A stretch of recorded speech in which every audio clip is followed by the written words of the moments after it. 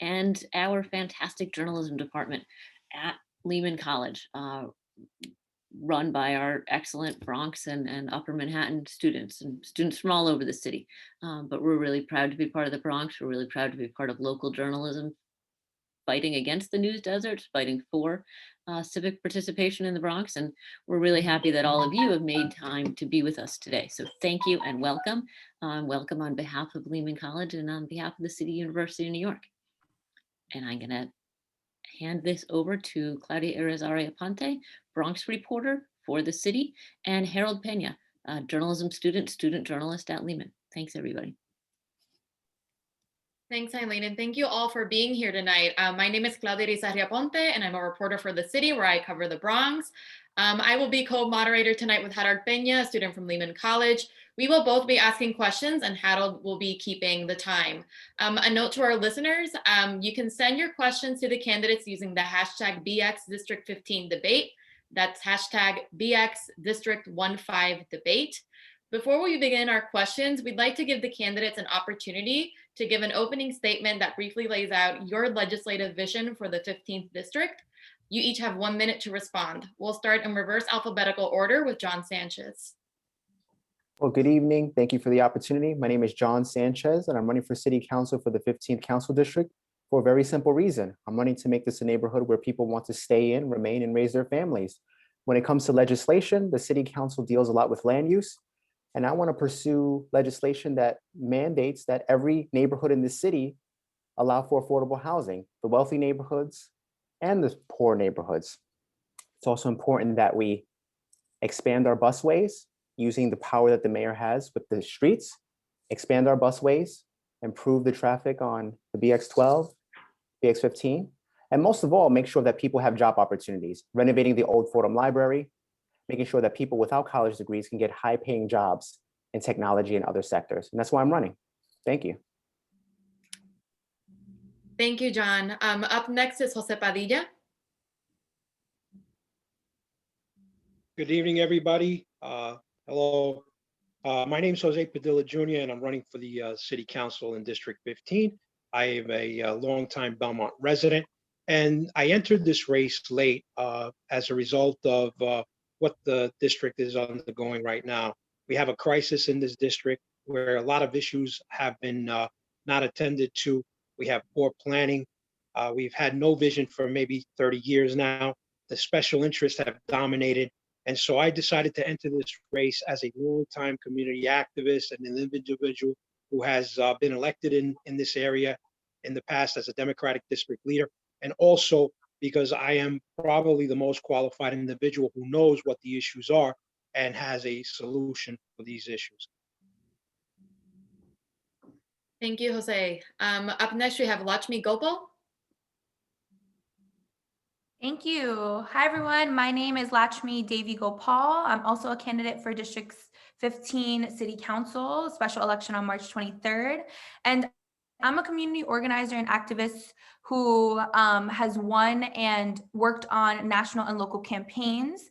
And I'm running for City Council here really to build power in City Hall, to bring the framework of community organizing, social justice movements right to City Hall. I'm dedicated to fighting for exactly what families need and haven't had, especially when we look at the rapid response we're going to need post-COVID and the long-term infrastructure that the Bronx and District 15 neighborhoods are really in need of. Things like deep, affordable, true housing, healthcare for all, better transit, small business support, and more public jobs. We deserve so much more. And I know that by building a moral document that is that budget and having community organizations brought into the conversation, pushing for participatory budgeting, we'll be able to build a budget together that is going to help us get through COVID and really look to build this next wave of true transformation and investment right here in District 15. Thank you, Lakshmi. Up next, we have Elisa Crespo. You have 1 minute. Hi, thank you so much for having me. Elisa Crespo. I was born and raised in New York City. I'm a former public servant for the Bronx Borough President's Office. And I'm running for City Council because I believe that our government needs to ensure that every Bronxite, every New Yorker has access to a quality education, a job with a living wage, and accessible housing, quality housing. I'm really focused on youth development and workforce development and making sure that we use every tool in the toolbox to address the Great Depression levels of unemployment that we're experiencing here in this district and in this borough. And my campaign reflects upending the status quo and making sure that people who have been underrepresented and marginalized from the political process for too long understand that politics is for them as well. Thank you, Elisa. Up next, we have Troy Blackwell Jr.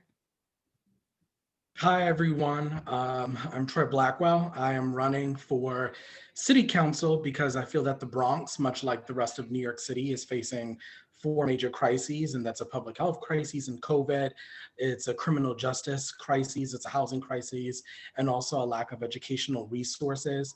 I'm someone who was born and raised in the Bronx, grew up in this district. My stepdad is a small business owner here, so this is home for me. This is the community that raised me. And since I've grown up, I was the first in my family to graduate from college, worked on criminal justice reform for President Obama, worked on communications for now VP Harris, and I want to use that experience to help the community that helped me. And the way that I see it is that education is the passport out of poverty. Legislatively, I want to get more resources to students who particularly are lacking those resources right now. I'm committed to raising the market value of the City Hubs voucher because our district is rated by those who are facing such a huge amount of housing crises. But I also want to look at how that NYPD budget is and reallocate some of those funds so we can get some of that money to mental health and social workers, particularly ending the school to prison pipeline. So those are some of the issues that are important to me. Mr. Blackwell, you're over your time. Thank you, Mr. Blackwell. Up next, we Kenny Agosto. You have 1 minute. Thank you. Thank you so much. Muchas gracias. My name is Kenny Agosto. I'm a Democrat running for City Council on Row D, Empower People. I picked that name because we're empowering people. And I have 30 years of experience working constituent services and legislation for Ruth Haskell Thompson, Jamal Bailey. I used to work for then former Minority Leader David Patterson. We've all stated what is important right now: pandemic relief and response, stimulating our local economy, ensuring housing is a right, real affordable housing. That's why I'm not taking developer money. I'm not taking corporate landlord money. I'm grassroots. All my people are volunteers, and I'm working very hard. I've been on the front lines of LGBTQIA rights to criminal justice reform. I enjoy the endorsement of Discovery for Justice, Liberty Democratic Association, and community-minded people. I'm here to be part of that solution. Thank you. Thank you, Mr. Agosto. So for those of you just tuning in, welcome to the City Council District 15 debate for the special election in the 15th District in the Bronx. My name is Elisa Crespo. I'm co-moderating tonight with Harold Peña. Here with us tonight are candidates John Sanchez, Jose Padilla, Lakshmi Gopal, Elisa Crespo, Troy Blackwell Jr., and Kenny Agosto. My co-moderator, Harold Peña, will kick us off with our first topic tonight, which is COVID relief. Take it away, Harold. Around this time last year, we had just entered the pandemic. A year later, we have seen that it has disproportionately affected communities in the Bronx and in District 15. Tell us, what is your COVID relief plan, and what is your plan to heal and revitalize your district and the city post-COVID? You all have 2 minutes to respond. We can start with Elisa Crespo. Thank you for the question. I think it comes to no surprise that the Bronx was the epicenter of the COVID-19 pandemic with respect to the mortality rates. And that is because of the underlying health conditions that have existed in the Bronx for decades, right? It has been said that there has been a pandemic in the Bronx before the COVID-19 pandemic. So we really have to address the underlying health conditions, the respiratory illnesses, the high rates of asthma that are really caused by transportation generated air pollution. And we have to put people back to work. And that's why I'm really focused on putting forward bold ideas that other major cities across this country have put forward, such as targeted hiring programs, which we refer to as a public option for employment that would be for zip codes where people are living under the federal poverty level. Because the only way that we're going to recover and grow out of this pandemic is by opening up our economy, putting people back to work. And we have to, the vaccine relates to this question, is fitting. We have to make sure that we're doing everything we can to ensure that everyone who's eligible gets vaccinated. And I'm sure we'll go into that in detail, but that includes mobile vaccination vans, that includes meeting people where they are, homebound seniors and other people. Thank you, Elisa. Up next, we have Lakshmi Gopal. Yes, thank you so much for this question. You know, like Elisa just said, it's no surprise that the Bronx was the epicenter, and really it's a testament to the lack of safety nets that we have not had this entire time, and a budget that has not been utilized to have true investment in things that allow Bronxites to survive day to day, let alone be able to be equipped to deal with a global pandemic, one in which has ravaged our communities and have caused us to experience so much loss, both death and also health ramifications, income loss, whatever it may be. And there's just so much more we could be doing. And really in the immediate, we have to be meeting people where they're at, having these mobile testing sites. We have to expand what language justice looks like when we look at health campaigns, and have to be making sure that we're working with community organizations and interfaith organizing groups so that we have trusted membership and trusted relationship with communities, so that we can not only get more people vaccinated and more folks tested regularly, but that we're doing the work of cultural competency and translations, right? A lot of our community, which are Black, brown, working class, and immigrant, oftentimes do not trust what's happening because they're not receiving transparent information. They're not being reached where they're at. And we have to be doing more around the public information campaigns. We also have to really look at supporting small businesses during this time. And I support passing the Small Business Job Survival Act, which includes commercial lease assistance to ensure that our local small businesses are going to be able to thrive. And that is one component of stimulating our local economy as we're navigating this health crisis. We also have to make sure that we're knocking doors, that we're calling folks, that we're helping people apply for vaccines, which is this digital divide is really having a significant impact on our community's access to a vaccine, to testing. And we will not be able to get out of this if we don't bring these resources right to folks who are sheltered in place, who don't know how to necessarily navigate these applications, and who feel confused by the information that is being given by our city or the lack thereof. You're over your time. Thank you. Thank you. Up next, we have Jose Padilla Jr. Can you hear me?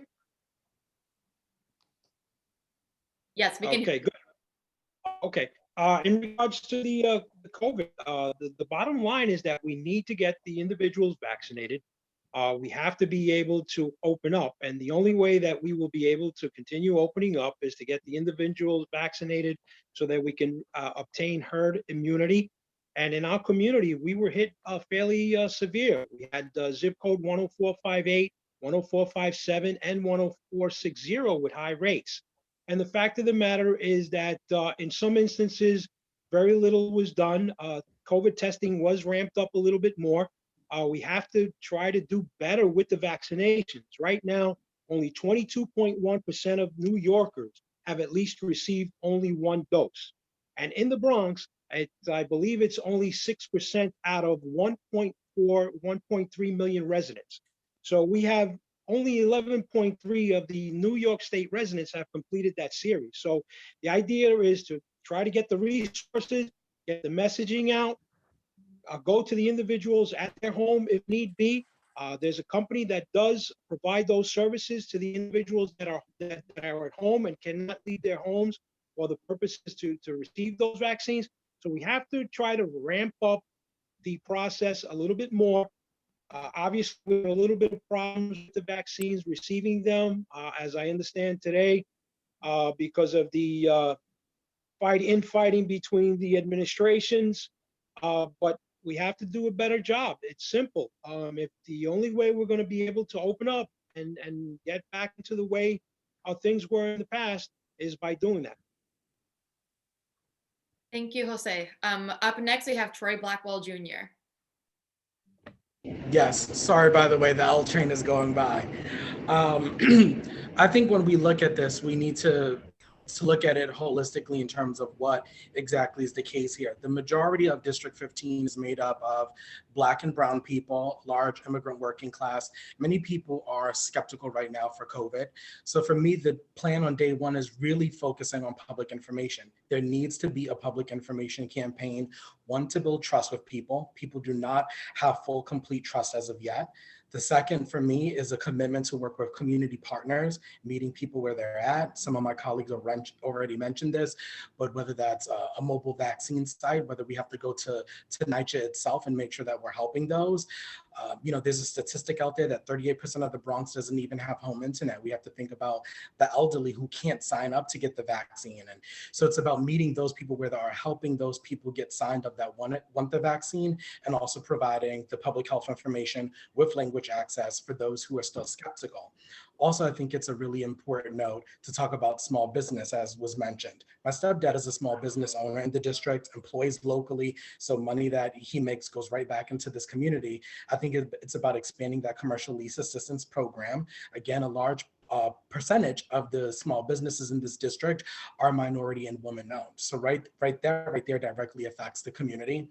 Also, something that I mentioned, the students. So many of the students, I believe it was in December, close to 77,000 students citywide didn't even have resources, laptops, tablets. So for me, it's why not focus on a public-private partnership with some of these tech companies we have right in our backyard and get resources into the hands of the students who are the most vulnerable. So for me, that's my view on how we are going to tackle COVID. Thank you, Troy. Up next, we have John Sanchez.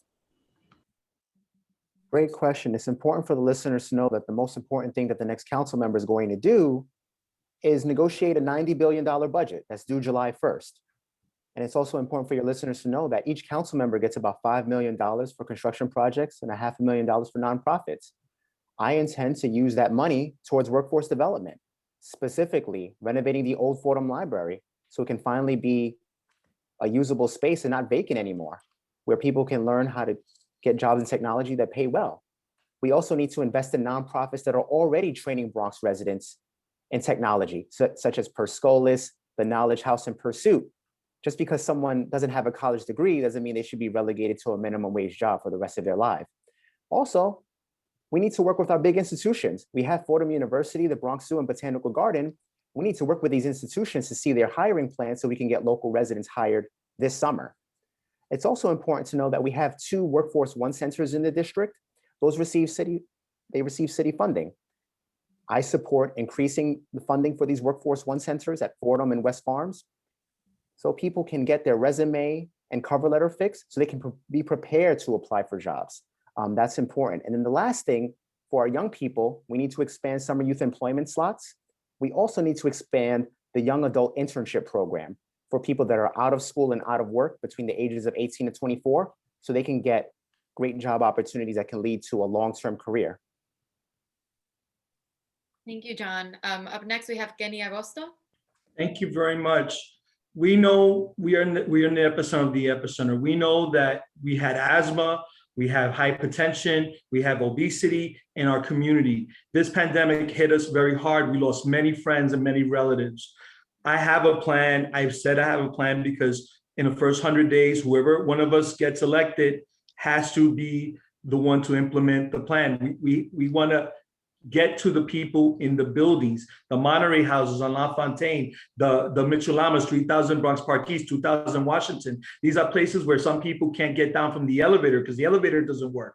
These are people that are trapped upstairs. We have to partner up with our non-governmental offices. We have to, and like Bronx Rising. Even if we take the $5 million budget, we also have to implement the participatory budgeting. It's amazing what we can do when we put people together to get this stuff done. Stimulating our local economy. We want to get our mom and pop businesses to get the loans that they need, microloans. That means a public bank. That means community reinvestment.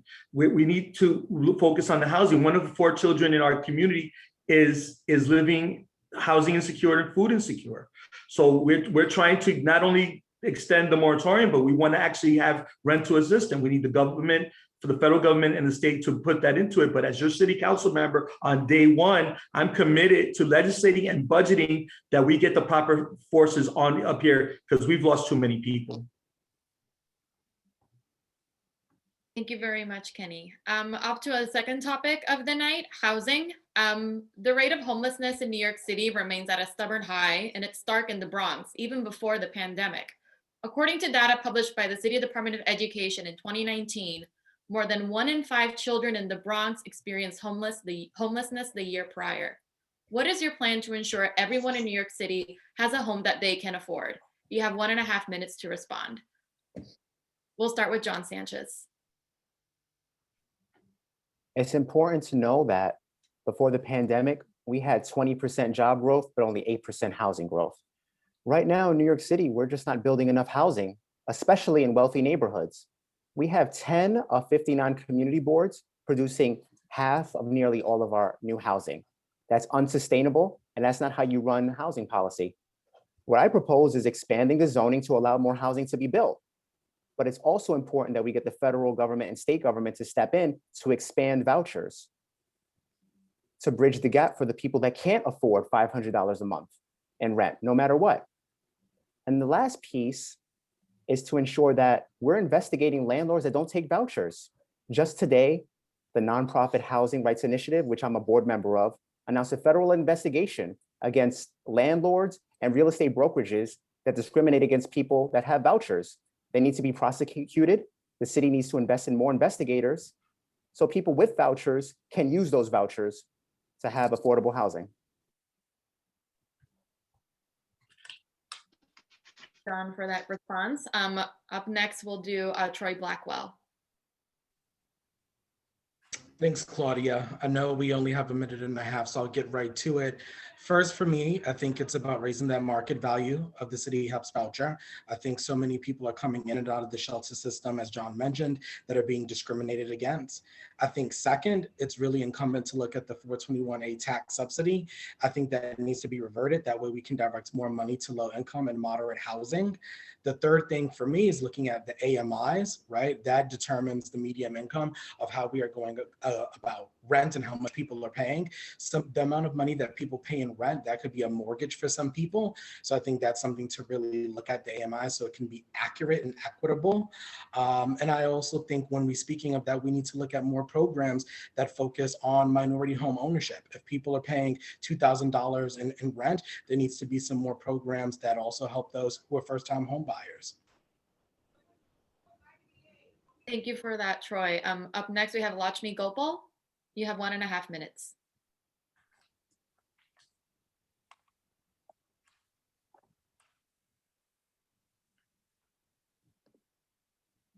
Looks like Lakshmi is experiencing technical difficulties. We can move right ahead with Elisa Crespo. Thank you, Claudia.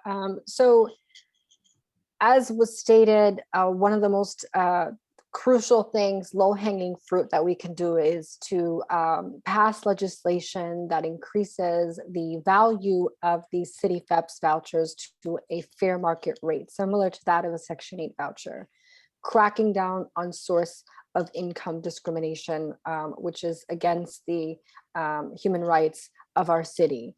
We have to also preserve affordability. We have to look at more home ownership opportunities. I think that as a city, we tend to promote rental units, which are great and necessary and needed, but how do we really put forward long-term sustainable solutions to housing as opposed to band-aid solutions like shelters? And the reality is the city of New York will invest 10 times more money into putting people in shelters than they will in investing in long-term sustainable solutions like social housing, like community land trusts.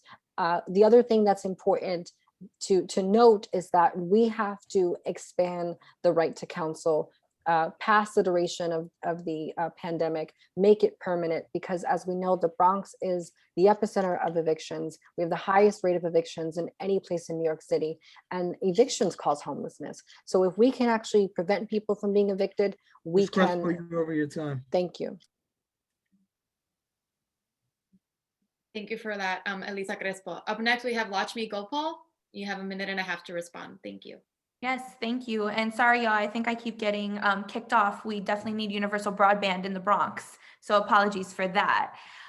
Yes, so in regards to housing, you know, I think really what we need to be doing is redefining what housing in the framework looks like in New York and in the Bronx specifically. And housing is a human right, and we need a budget, and we need the political courage to start to shift that, shift not only our policies and our budget, but our thinking and our community accountability when it comes to that. And so many things have been already mentioned, but I just want to reiterate that we do have to be preserving what affordability is in the Bronx. And yes, development can and should be happening, and more affordable housing can be built, but we have to be looking at how we're making sure that market value is actually accessible to folks who live here and are in our communities right now. Most of them who have or experiencing homelessness for years or for the first time due to the pandemic and the rising unemployment rates. And so we've got to expand the CIFEPS vouchers. We have to increase the amount that they are. We have to also extend and secure the right to counsel for folks, because evictions are happening at an astronomical rate.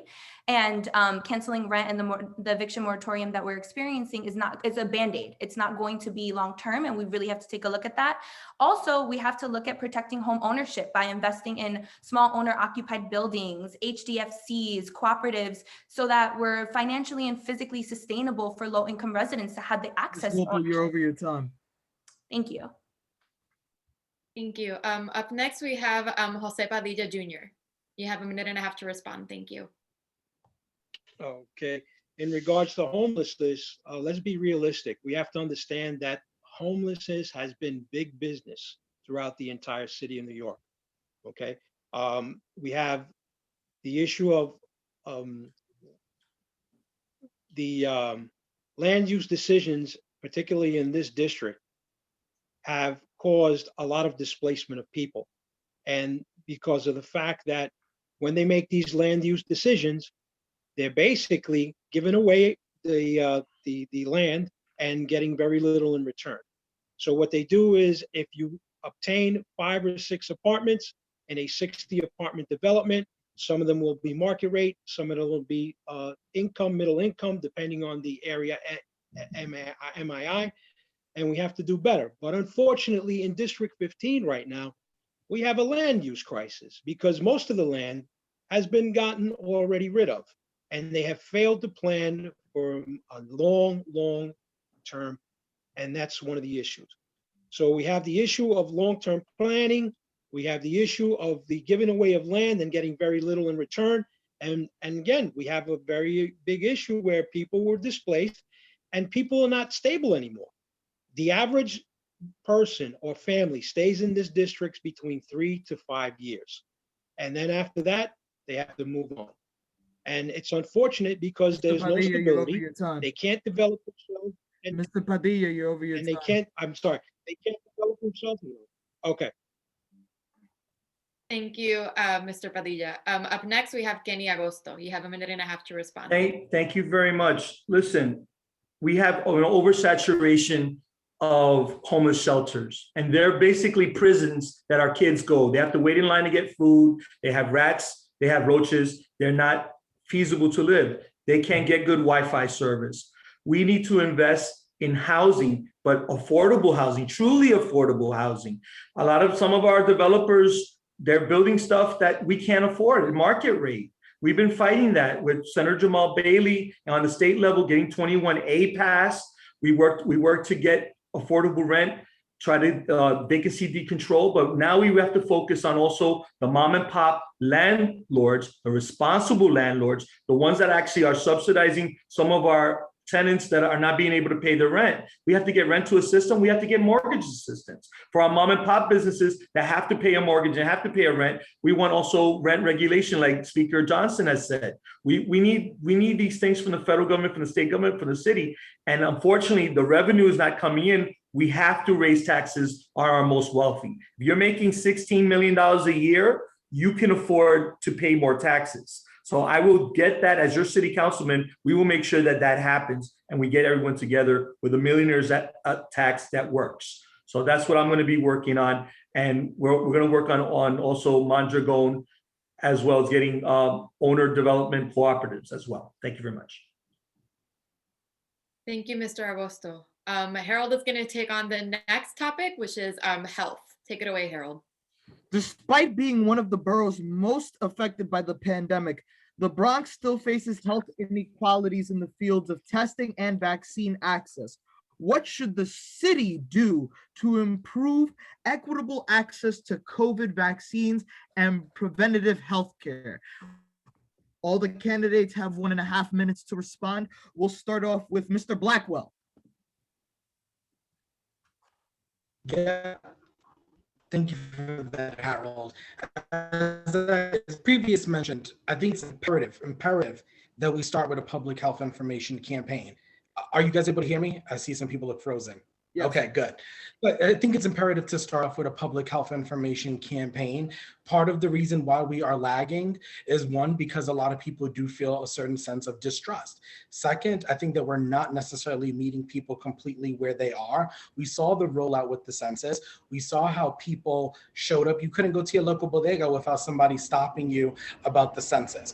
As I mentioned, 38% of the Bronx doesn't even have internet. So many people can't just go online and book an appointment. They need help. They need access with that. So it's really about doing that outreach, meeting people where they are, going to the places where people don't necessarily have all the resources, and helping them. I think that's step one. I think step two is also the inclusion of language access. So many people, especially parents, like my own stepdad, English is not their first language. So we need to expand that outside of just English and Spanish, but also looking at French, looking towards our Yemeni population, looking at some of the other West African populations we have here in the district. Would be my approach to public health. Thank you, Mr. Blackwell. I'd like to hand it off now to Ms. Gopal. Yes, thank you. Such an important question. We touched upon it a little bit before. I just want to emphasize the need for an actual public information campaign. Like what was stated, what we saw with the census was intentionality. It was putting resources into a need that we knew would have tremendous impact on our communities. And that exactly needs to happen with vaccine rollout, with testing, but also with giving information to our communities in a way that feels inclusive, not only with language, but cultural competency. So making sure that the individuals who are doing this come from interfaith organizing, come from community-based organizing groups, and working with them, having the city work with them and supply the resources and the information so that people are feeling brought into the conversation and feel autonomous over what their health is. And long-term, we are 62 out of 62 counties, and that is intentional. That is intentional neglect. And I'm really, as a city councilwoman, looking to push us out of being we should not be not 62 anymore. And so that's working with our state legislators and elected officials to pass the New York Health Act so that we can have a single payer option, a public option that allows not only affordability, but preventative care, which when we look at COVID and the amount of loss that we're experiencing, it's due to the lack of healthcare that allows us to be equipped to fight this virus in the first place. So our Black, brown, working class immigrant communities are already at a disadvantage. And so we need to be both immediately getting vaccines and testing happening and making sure we're doing that, but also looking to revamping what healthcare is. It is also a human right. Over your time. Thank you. I'd like to hand this next question off to this question to Elisa Crespo now. Thank you, Harold. I love your energy. So there are so many factors that play into this, right? And one of the things that I'm thinking of is how we can start young, how we can teach young people how to be healthier, how we can implement healthy eating habits into our public school curriculum. I think of the food apartheid, the food injustice, the food deserts, the lack of plant-based nutritious food options in places like the South Bronx, where we're surrounded by fast food chain restaurants. That's part of the reason why we have obesity and diabetes and many other things. And so we have to give people the resources where they can grow their own healthy, nutritious food options right in their backyard, investing in urban farms. We have a great one right here on Washington Avenue. But I also think about the environmental aspect, right? As I stated before, how the South Bronx is trapped between expressways and highways, and how we're breathing in, poor toxic polluted air, how we have toxic waste facilities that tend to be in low-income communities of color. So all of this is combined, and these are all factors that play into poor public health. And what the city can do is we can expand the New York City Care program into local community-based organizations and clinics. And we can, as I mentioned before, teach people at a young age the importance of healthy eating habits. Got you. Thank you, Ms. Crespo. Now we pass this off to Kenny Agusto. Thank you very much. Listen, I am no stranger to living in a food desert. I didn't have green grocers. I didn't have any of that growing up. I went up to 400 pounds. I'm not going to lose it overnight, and I don't want bariatric surgery. I got COVID. I survived it, and I was one of the 5% that did survive it with my comorbidities.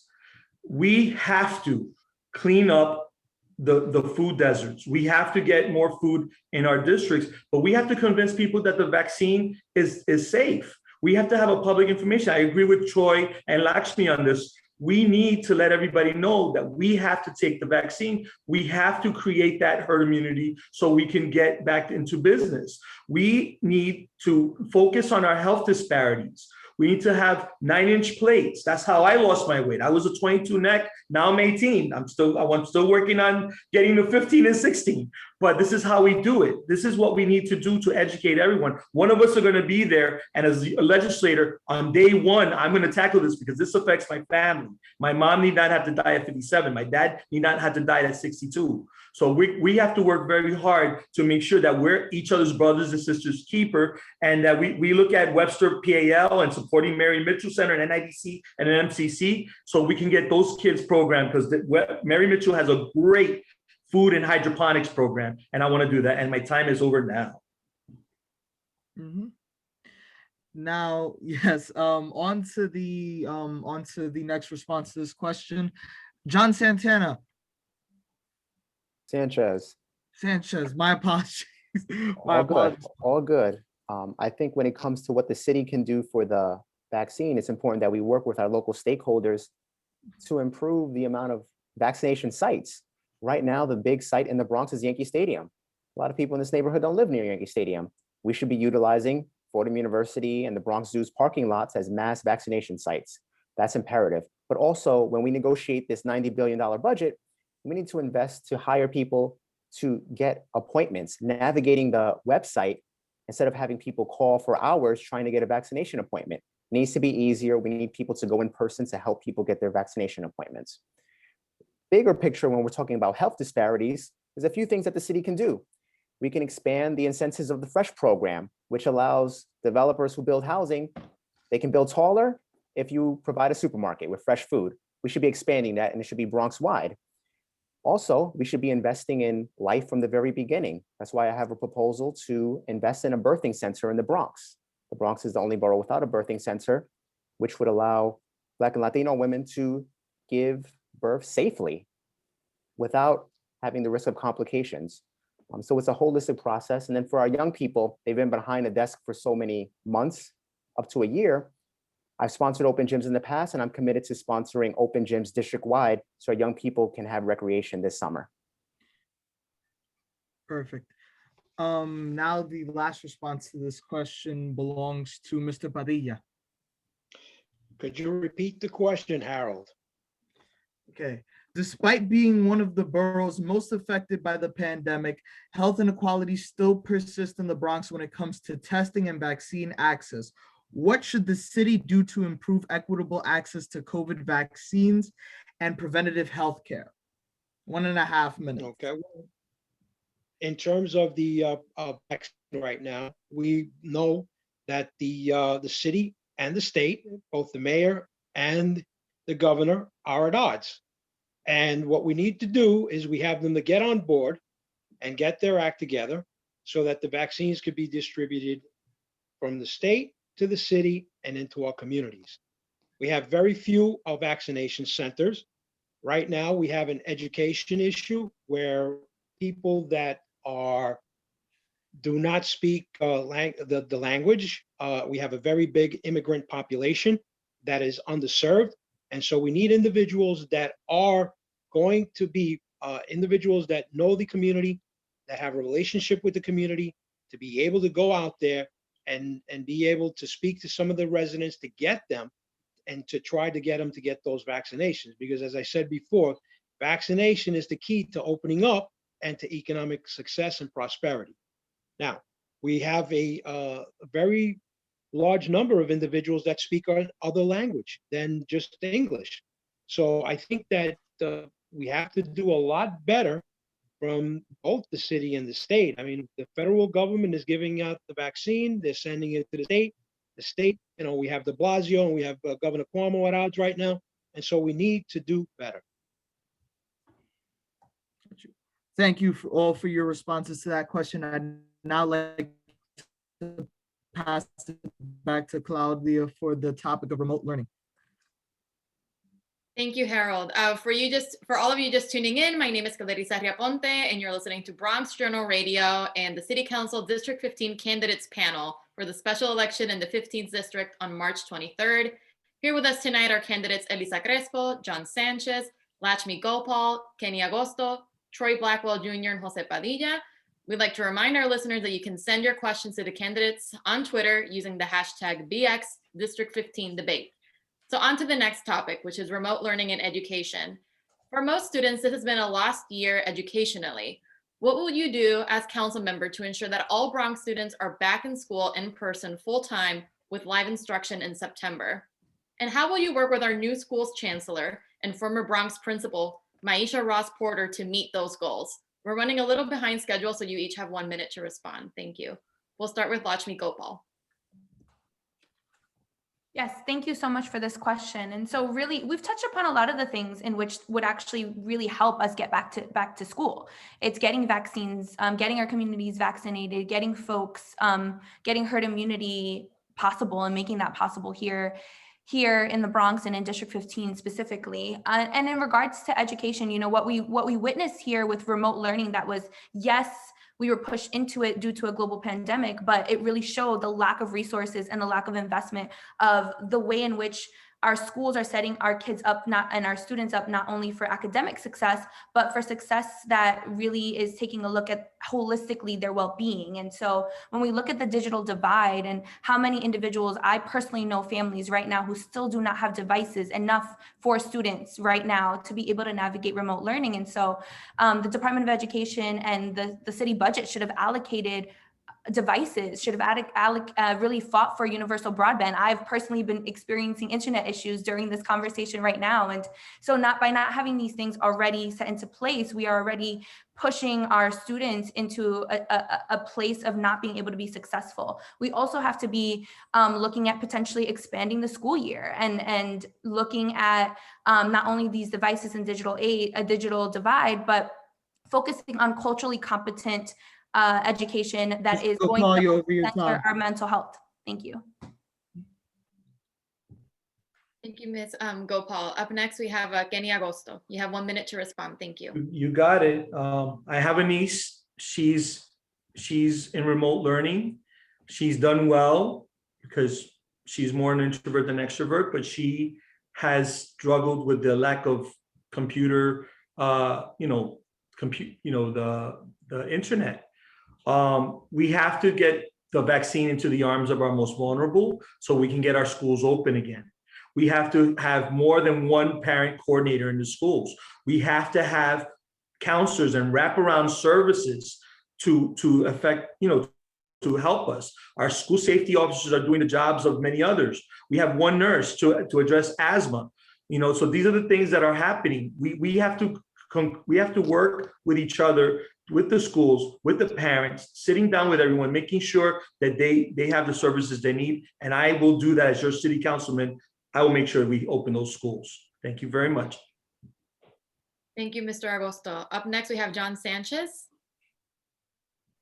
Yes, it's important to know that the federal relief bill allocated about $130 billion to help schools reopen.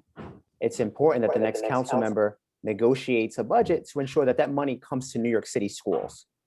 That means providing enough PPE. That means providing all of the things that the school needs to reopen. In terms of Chancellor Ross Porter, I worked with her briefly when I was in State Assembly. And I think we're on the same page. We want to make sure that we have a city where young people, regardless of their zip code, have an opportunity to thrive. So that may mean offering more summer enrichment. That may mean funding more internship programs for our high school students. We all want the same things, but I think big picture, the next big project that New York City should take on is investing in universal broadband. It's a jobs program, but it also can finally bridge the digital divide that all of us are experiencing. Thank you, John. Up next, we'll have Troy Blackwell Jr. You have 1 minute to respond. Thank you. Yeah, my approach to this is that I think it is threefold. The first aspect of it is municipal broadband. I believe it was maybe 2-3 weeks ago, Mayor de Blasio had talked about expanding this. I don't know how much of that is actually going to come to fruition, but I think it's about, one, expanding municipal broadband for those who do not have it. Again, 38% of residents in the Bronx do not have it. Second, to me, is public-private partnership, making sure that we can get resources, laptops, tablets into the hands of those students. And third, something that I think is really crucial here is the teachers. There are so many teachers who are actually afraid to go back as well. We need to make them a priority in terms of getting the vaccine. I know that President Biden, the goal is by May 1st that we can get at least 100 million people vaccinated. But I do think that needs to be part of the plan, is making sure that our teachers, the ones who are instructing education, also are part of that conversation and are a priority to get vaccinated. Thank you, Mr. Blackwell. Up next, we have Jose Padilla Jr. You have 1 minute to respond. Thank you.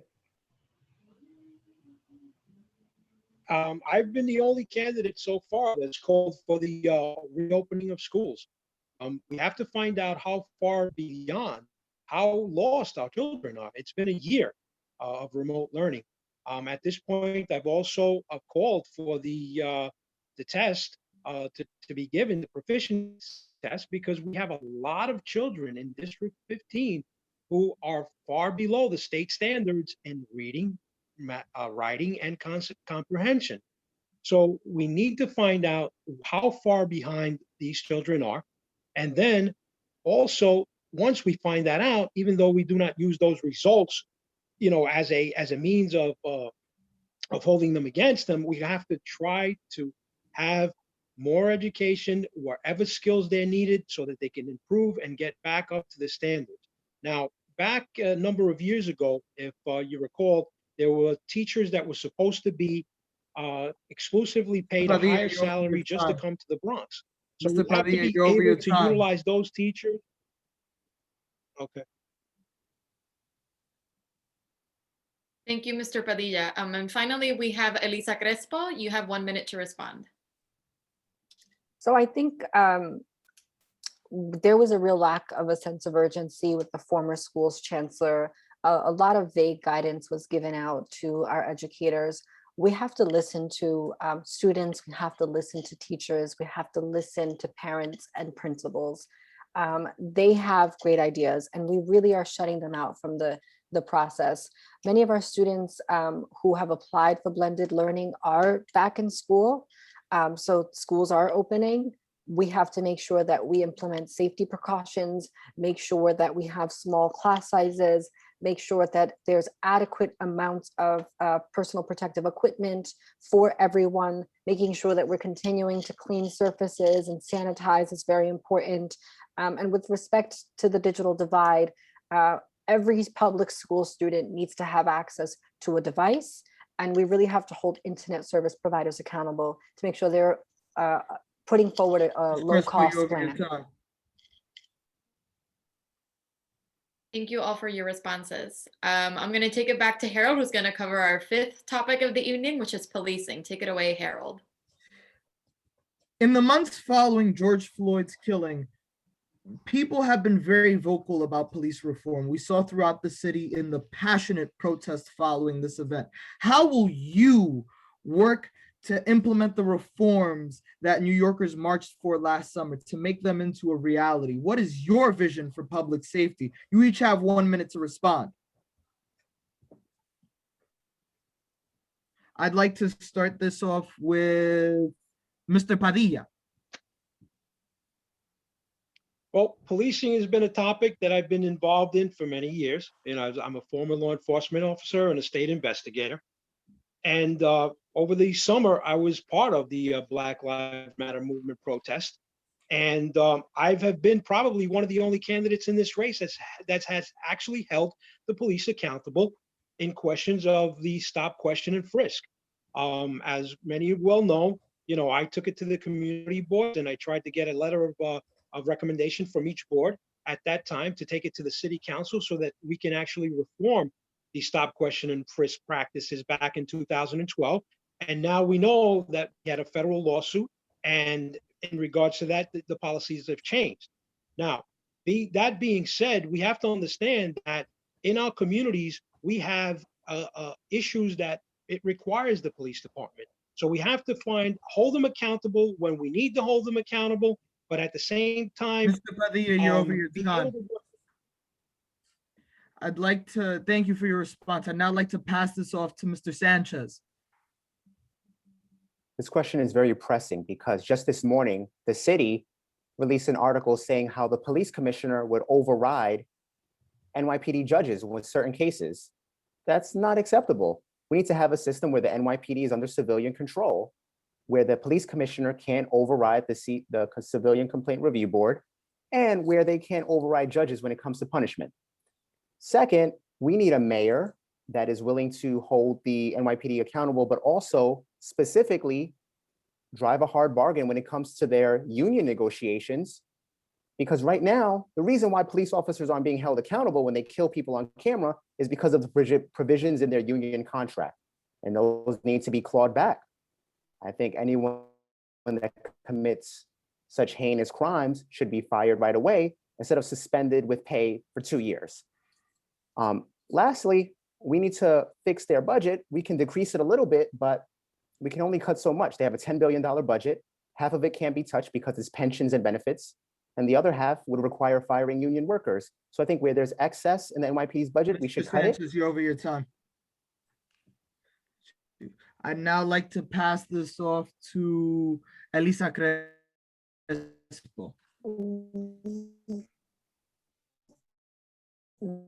If they commit crimes, that they should be prosecuted and convicted. We have to have an independent and elected civilian complaint review board.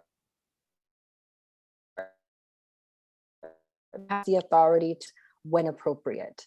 There is absolutely no doubt we have to reduce the scope of the NYPD. We can be intentional and strategic about where we pull funding from the NYPD, the PR, and the Strategic Response Unit has shown us time and time again that they are not equipped or adequate when it comes to responding to First Amendment demonstrations. So there is so much that we have to do to reimagine policing and to make sure that people feel safe around police, because the reality is some communities feel safe Ms. around them, Crespo, you're over others your don't.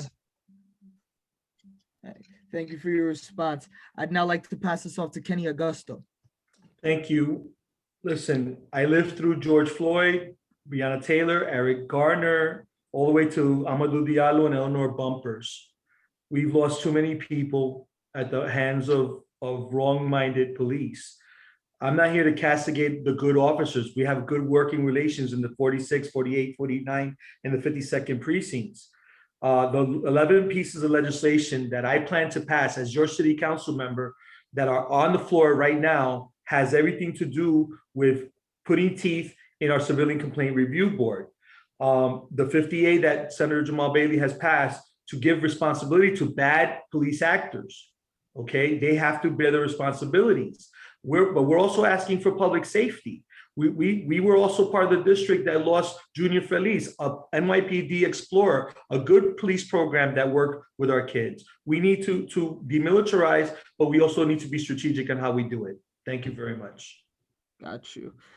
Thank you for your response. I'd now like to pass this off to Ms. Gopal. Thank you. So to your point in your question, what folks were really looking for during the summer movement for Black Lives protests, especially after George Floyd's death, is accountability, is transparency and accountability from the police force, and a recognition that the system that we have of policing and overcriminalization is broken. And so really what we need to be doing is divesting from law enforcement and really shifting funds into community-led programs that center our mental health and our wellness, not ignoring the violence in our communities, but really looking at the larger system that we're navigating every day as Black and brown folks who oftentimes do not feel safe with police.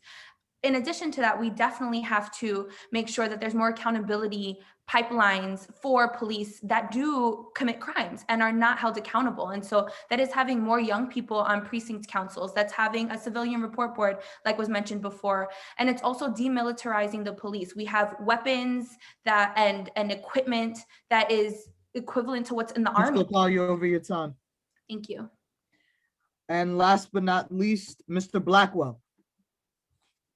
Thank you, Harold. As my colleagues mentioned, they pretty much hit the nail on most of it. You know, I do support the reallocating of funds. I do think that it's about holding abusive police officers accountable when there's a altercation. It is not suspension with pay. That is not the right thing to do.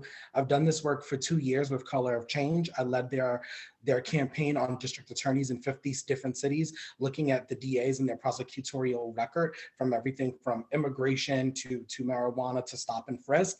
And I think particularly with this, the big conversation needs to be around civic education.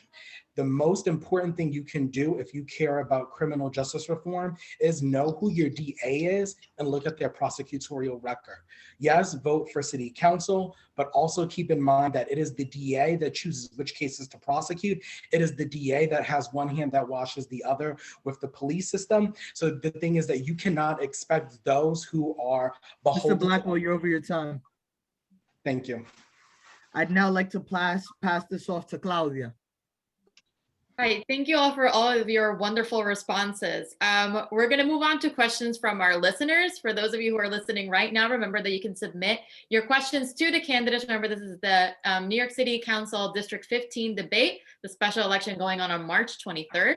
Here with us tonight are candidates John Sanchez, Elisa Crespo, Kenny Agosto, Lachmi Gopal, Troy Blackwell Jr., and Jose Padilla.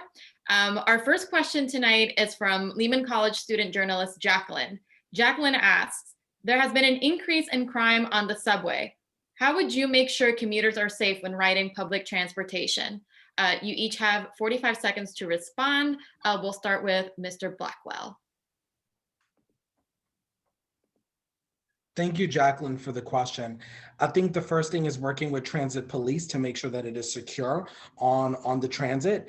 I do think that when we talk about exactly what is happening, specifically with the rise in crimes on the subway, it depends exactly what you are talking about. Specifically, if you're talking about the murders, if you're talking about the rise in the API hate crimes that are rising, but I think it's really incumbent on whoever is the next city council member to work with the local precinct captains, the transit police, and the DA specifically on what is happening on our subways. Thank you, Mr. Blackwell. Up next, we'll take John Sanchez. Crime is up because there are less people taking the train. We need to ensure that people are vaccinated so more people are taking the train, so there's more eyes on the platforms. And also, we have a situation where people are wearing masks, so it's easier for them to commit crime. I think the root of the problem is, let's make sure more people are taking the train by having them vaccinated so they can get back to work, so we can have less crime on the train. Thank you, John. Up next, we'll have Lachmi Gopal. You have 45 seconds to respond. Thank you. Thank you for this question. And yes, definitely agree. I think rightfully so, less people on the trains makes it an environment in which more crimes can happen. And what we can be doing about this is, yes, working with transit police, but also creating more like different pathways. You know, I think like calling 311 or 911 oftentimes, and we've talked about this in safety with our communities, just doesn't work. often. And so it's making sure that at these train stations, we're having, we have systems in place in which people can be reporting what's going on in a way that feels good for them. And also in the recognition of the hate crimes that are happening with our Asian American Pacific Islander communities, especially at train stations, it is due to the fact that there are just less people around, more masks. Call you over your time. Thank you. Up next, we'll have Kenny Agosto. You have 45 seconds to respond. Thank you. Thank you, Jacqueline. Listen, I take the train, I take the bus, we drive, we do everything. We have to be each other's keeper. You know, when it's late night and I'm done with a whole long day, I get on the subway, I take off my headset, I get the little ones, I put it in. I put my chains in, I turn my ring down. I sit in the middle of the trains where the conductor is. We have to work with each other, be each other's eyes and ears to help each other. But we also have to get, you know, people on the ground that are going to help reduce the crime. But we also have to give people opportunities for work. Sometimes people aren't working and they resort to these things as well. I'm sorry to say it, but it's true. We have to give people not only jobs, but real opportunities. Thank you very much. I yield the rest of my time. Thank you, Mr. Agosto. Up next, we have Jose Padilla. Can you hear me? Yes, we can hear you. Okay. Well, we got to come up with the strategic solution in terms of working with, remember that most of the individuals.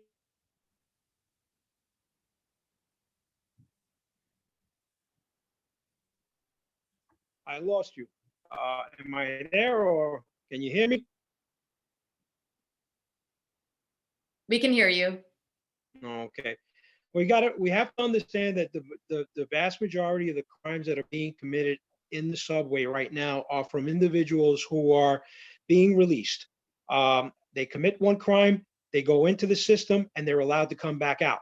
Secondly, the individuals are also having a lot of mental illnesses that are being allowed, people that are homeless. So we have to come up with a strategic way to address not only the individuals that are riding the subways that have mental illnesses, and that includes a combination of the district attorneys, the police department, and doctors to be able to address these issues, because the vast majority of some of these people are not taking medication.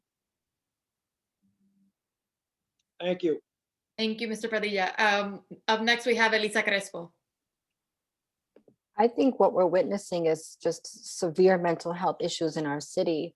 And we've consistently divested and stigmatized mental health illness. And for those reasons, people are not seeking or receiving adequate services in order to really deal with these issues. Transit police can be helpful, but putting 500 police in our train stations is reactionary and does nothing to make our subway systems more safe. And that was the response that we saw most recently. And I don't agree with that response. So it's a balance. I think it's about investing in our mental health resources in our city so people can get the services they need. Thank you for that, Ms. Crespo. Harold, you have the floor for the next question. Got you. One of my classmates, Brittany, asked, my apologies, let me get this up. One of my classmates, Brittany, asked, how do you plan to assist public schools in making their way back into in-person learning? Each of you have 45 seconds to respond. I'd like to start off with Ms. Gopal.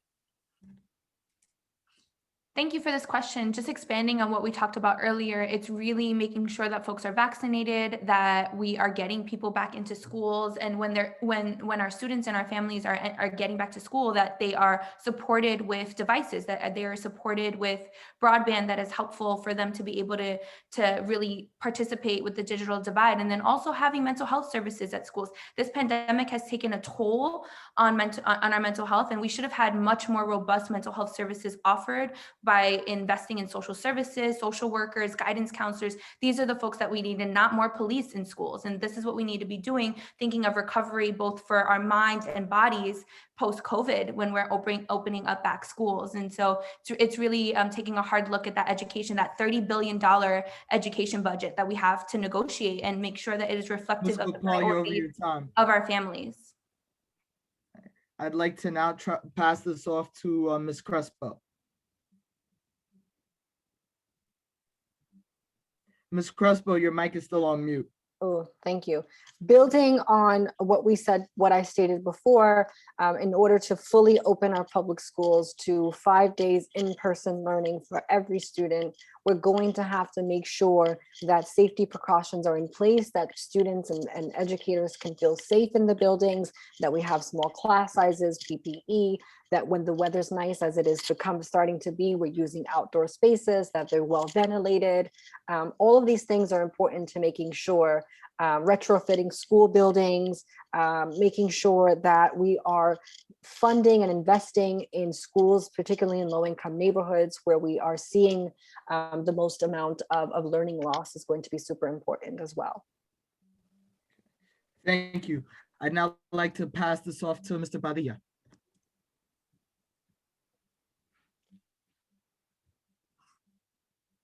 Mr. Padilla, are you still with us?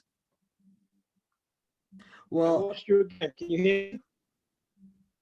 say that again. I lost you again. Can you hear me? Yes, now we can hear you. Okay, now you can begin. Okay. Well, we have to make sure that the teachers are vaccinated. We have to make sure that the school is adequately equipped with the PPE equipment that they have.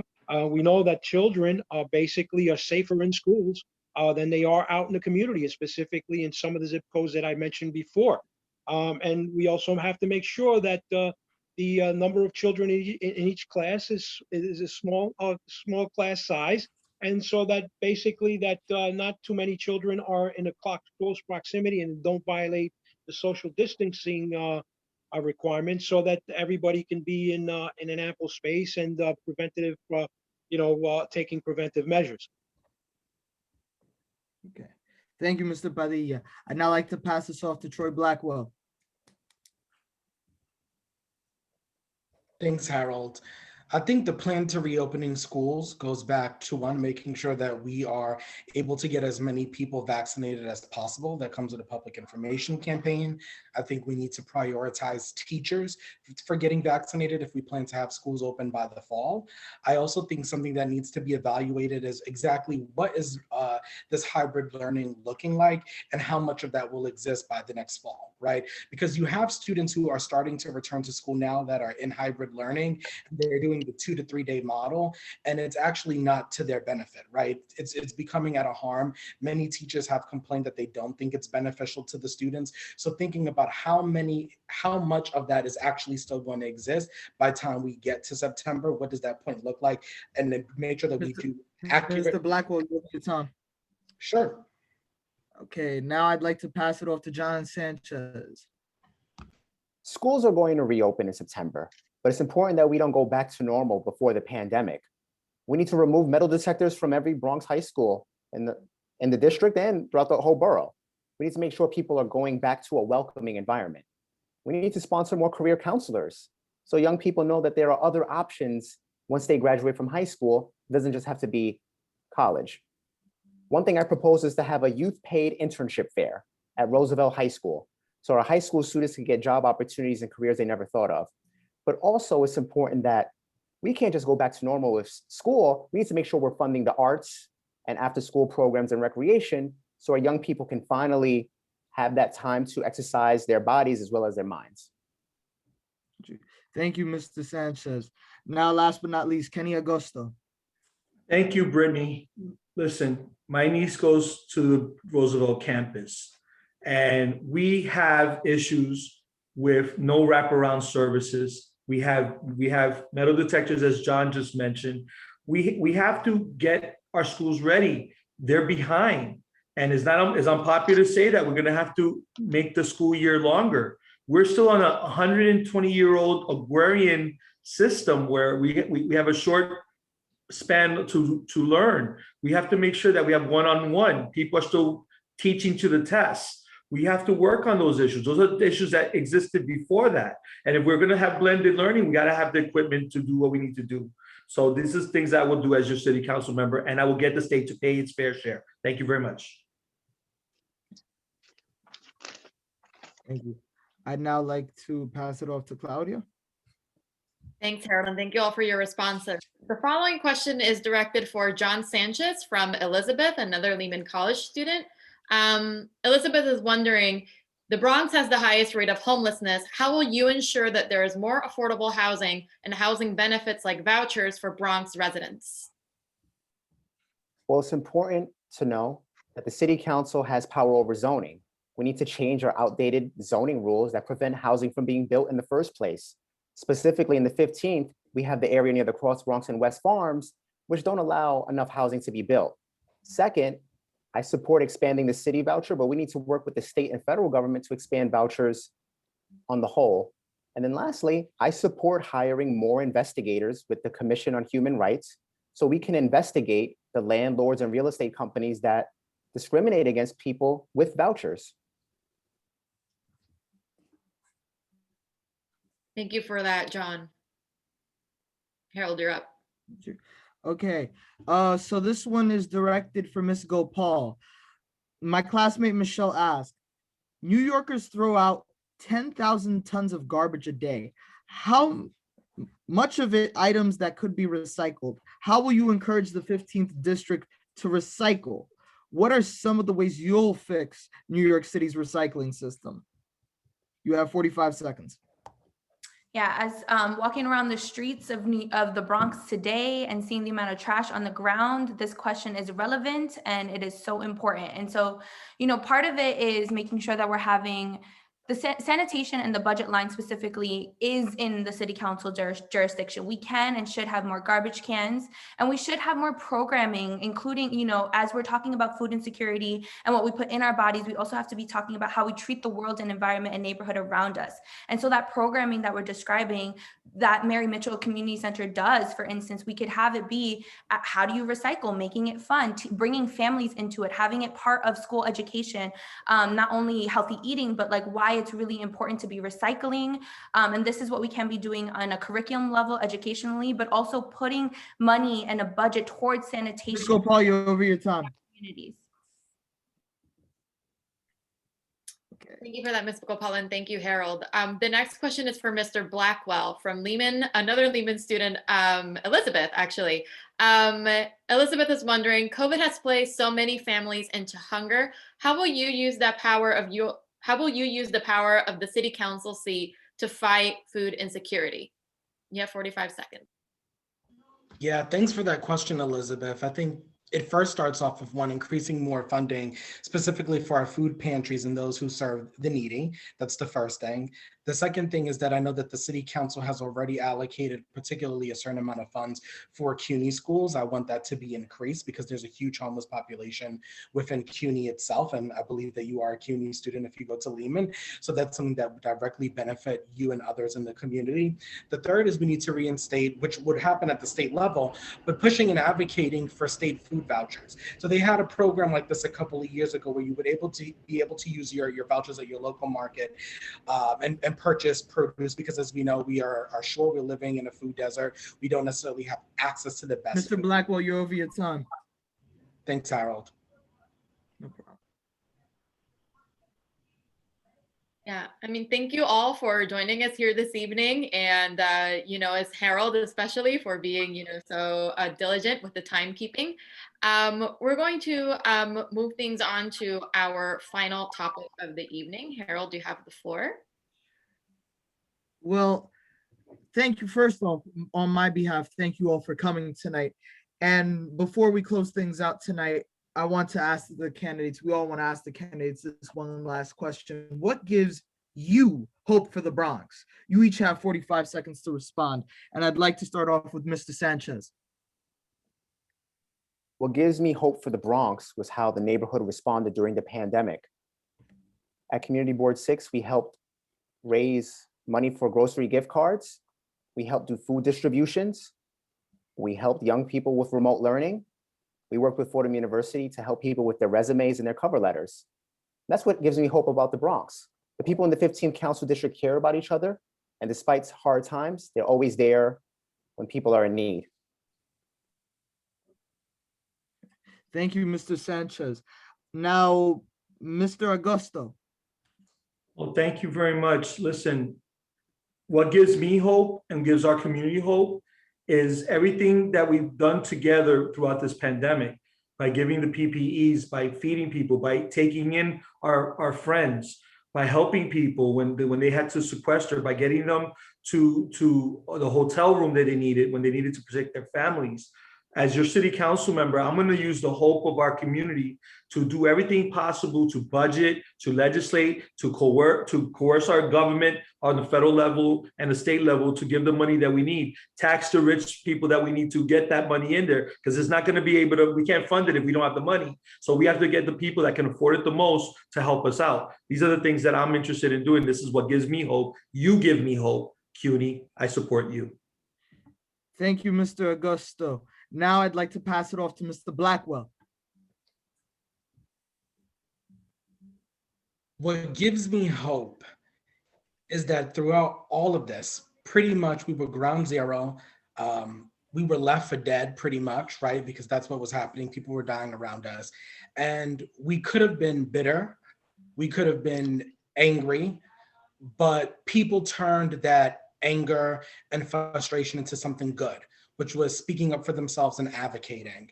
And in the midst of all that, so many people stepped up, whether it was food pantries, whether it was just helping your neighbors, the elderly. I think about like my colleagues and everyone else who's running for office during this time.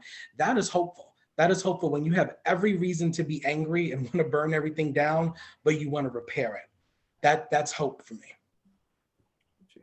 Thank you, Mr. Blackwell. I'd now like to pass it off to Elisa Crespo.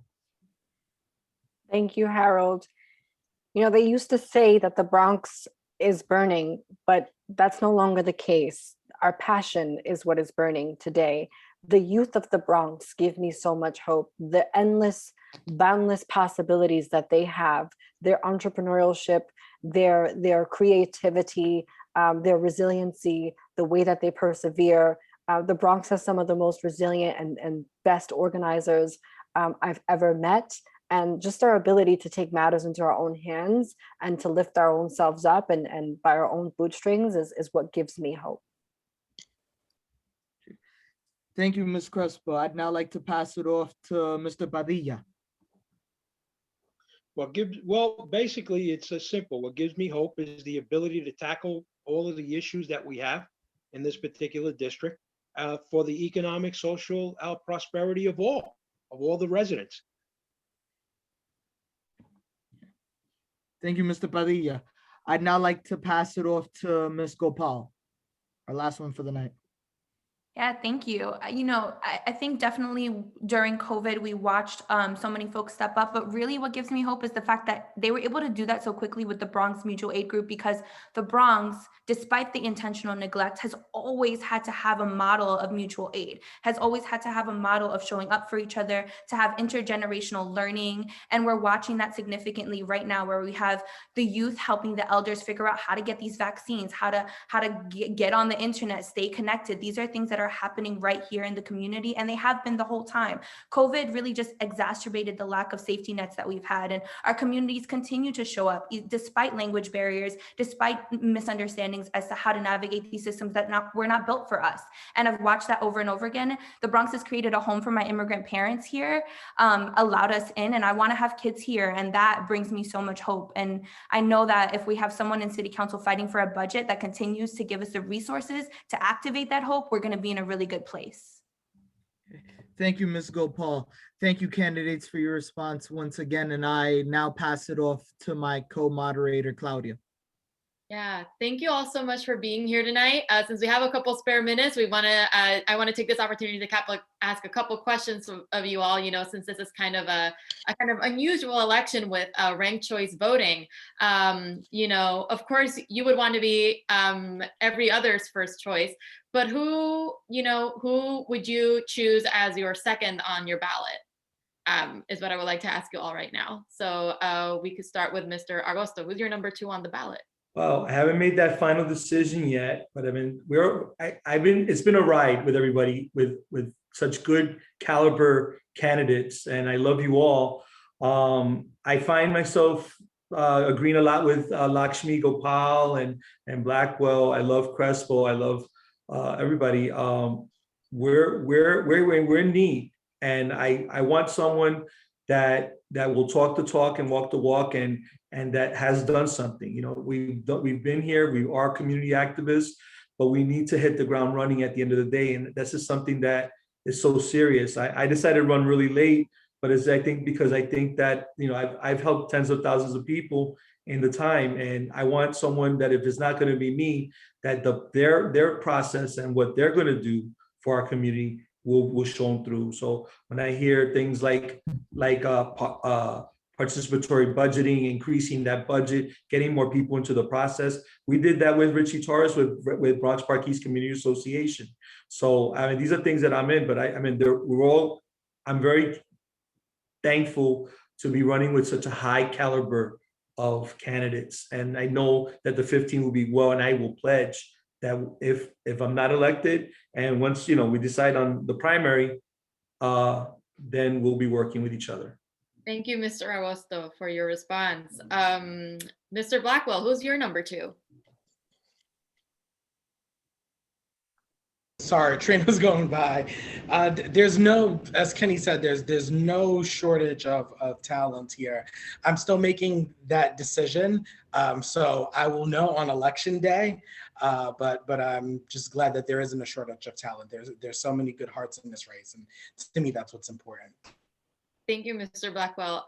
Ms. Crespo, who's your number 2? I've already answered this question in a prior forum. I respect all of the candidates, no lack of talent, but both Aisha Bravo, Lakshmi Gopal, I really like them, and you know, would love to work with them. All of them. I mean, there's so many great candidates in this race. It's been nothing but camaraderie and respect out on the trail. Thank you for that, Ms. Crespo. Lakshmi Gopal, who's your number 2? Yeah, as Elisa said, we had a whole ranked choice voting forum where we got asked this live, I think for the first time for all of us. And so we've answered this. I think one thing I will say is I want to make sure whoever's in that seat, be it me or any of the wonderful individuals here, specifically people I'm really aligned with, Kenny Agosto, Elisa Crespo, Troy Blackwell, Aisha Bravo, Oswald Felix even. Like, these are individuals who I know as a community organizer and the work that I've done, I can hold accountable, that the community can push, that we can, when we make these promises and we say that we're going to do things on the budget, these are the individuals that I know fully that we're able to catapult into making sure that we have a moral budget. And I think that's really what's important when we look at ranked choice, which is new to our communities. And I hope people are feeling empowered to lean into that nuance really, and be able to have people that they can choose that are going to, like was stated before, do the things that they say they're going to do, but also be in direct relationship to community and be flexible and responsive to what we need. And that's really, I think, how we decide how we rank folks. It's who can we hold accountable. Thank you for that, Ms. Gopal. Since you all, it seems like you all answered this question in a prior forum, I wanted to take the opportunity to ask a different question, which of course is, I'm curious, you know, where or how will you cast your ballot in this election? Where is your polling place? Or will you vote by mail? Did you vote early? You can go first, Mr. Agosto. I already voted at the Ghanaian Church on the corner of Reese Place and Bronx Park East with my sister. You know, we try to vote early and encourage everyone to vote. There's only 4 polling sites, so please go to 212 Vote NYC to find your local polling site, because it's not easily accessible. It's up from the 13th to the 21st. They're going to take Monday to recalibrate, and the 23rd is at your regular polling site. Thank you, Mr. Agosto. Anyone else want to divulge how or where they will vote? I'm voting on election day at MS 45, bright and early. That was John Sanchez. Thank you, John. I'll be voting at PS 32. I'm going to be going back to my old alma mater where it all started out for me in pre-kindergarten back in the 1960s. And that'll be 11 o'clock, and there's a press release out there. It'll be PS 32 on election day. You just heard Jose Padilla, PS 32. That's where he will vote on election day. Thank you, Mr. Padilla. Who wants to go next? I'm going to vote by mail. So that's what my family is doing. Oh, wonderful. So you just heard candidate Troy Blackwell. He and his family are voting by mail. Who go next? I am going to be voting on Valentine Avenue, 1880 Valentine, at one of our Twin Parks housing developments on election day. Thank you. You all just heard Elisa Crespo. Could you repeat the address, Elisa? My poll site is 1880 Valentine Avenue. 1880 Valentine Avenue. There you have it. Lakshmi Gopal. Yeah, I'll be voting with my entire fam, my dad, my mom, and my brother, who are all workers. So we're going this weekend to participate in early voting right at Tremont Methodist Church on Washington Avenue.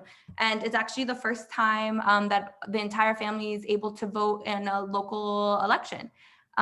So it's exciting. That's very exciting. Congratulations to you and your family. Very important, to have the privilege to vote in this country. So congratulations to all. Yeah, thank you all for participating in this panel. I think we are just at time right now. For those of you joining in, you were listening to Bronx Journal Radio for the candidates panel for the City Council 15th District in the Bronx. You heard from Kenny Agosto, Elisa Crespo, Troy Blackwell, John Sanchez, Lakshmi Gopal, and Jose Padilla Jr. This is Elisa Crespo. My co-moderator tonight was Harold Peña. And remember to vote if you live in the 15th district. The election is on March 23rd. You can also vote early. You can look for your polling site at the Board of Elections website, the Municipal Board of Elections website. And if you're registered to vote by mail, if you received your ballot by mail already, you can also drop it off or mail it.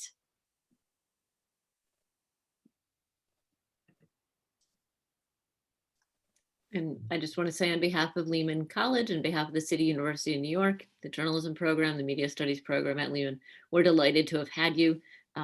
You're hearing and you're getting interview requests and calls from the journalism students. Please respond to those. This is how we keep democracy alive. This is how we keep local participation in politics alive, by having quality information for voters to be able to make informed choices. So thank you so much for participating. This has been wonderful. We really love your flexibility, your cooperation, and you're moving fast. Thank you. Thank you all. Thank you.